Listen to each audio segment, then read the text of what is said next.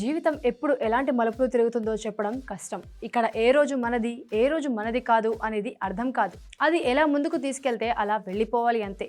ఇప్పుడు ఈ తత్వం ఎందుకు మాట్లాడుతున్నావు అనుకోవచ్చు. తాజాగా ఒక హీరోయిన్ జీవితాన్ని చూస్తుంటే ఇది నిజమే అనిపిస్తోంది. ఒకప్పుడు స్టార్ హీరోయిన్గా రాజభోగాలు అనుభవించిన ఆమె ఇప్పుడు తినడానికి తిండి లేక భిక్షాటన చేస్తుంది.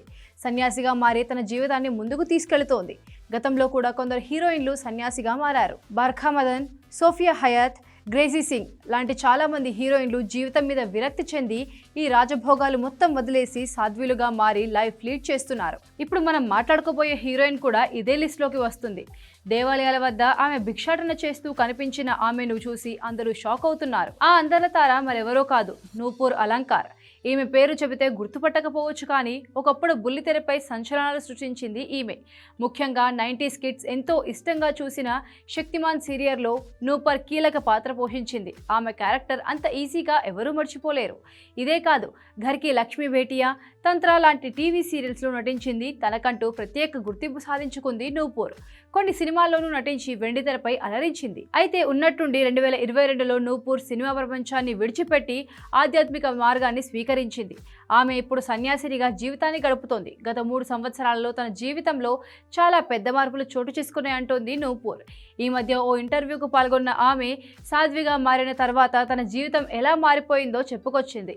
తాను జీవితంలో అన్ని కోరికలను త్యజించిన తర్వాత సన్యాసినిగా మారాలని నిర్ణయించుకున్నానని, వ్యక్తిగత సమస్యల నుంచి తప్పించుకోవడానికి ఇలాంటి నిర్ణయం తీసుకున్నాను అని చాలామంది అనుకోవచ్చు, కానీ అలాంటిదేమీ లేదు అని చెప్పుకొచ్చింది నూపూర్. గత 3 సంవత్సరాలు తాను పూర్తిగా దేవునికి అంకితమైపోయానని, తన జీవితం ఒక తీర్థయాత్ర స్థలం నుంచి మరొక తీర్థయాత్రకు ప్రయాణించడం కోసమే అని చెప్పింది. ఇక మీద కేవలం ధ్యానం చేయడం, దేవుని నామాన్ని జపించడం, పూజలు చేయడంతోనే తన జీవితం గడిచిపోతుందని ఆధ్యాత్మికత ధోరణిలో మాట్లాడింది ఈ హీరోయిన్. తాను సినిమా ఇండస్ట్రీలో అనుభవించాల్సినవన్నీ అనుభవించేశానని, ఎవరెవరిని కలవాలని అనుకున్నానో అందరినీ కలిసేశాను, సాధించాల్సిన మొత్తం సాధించాను. ఇక తన జీవితంలో ప్రత్యేకంగా చేయాల్సింది ఏమీ లేదు, అందుకే సన్యాసినిగా మారిపోయాను అంటుంది.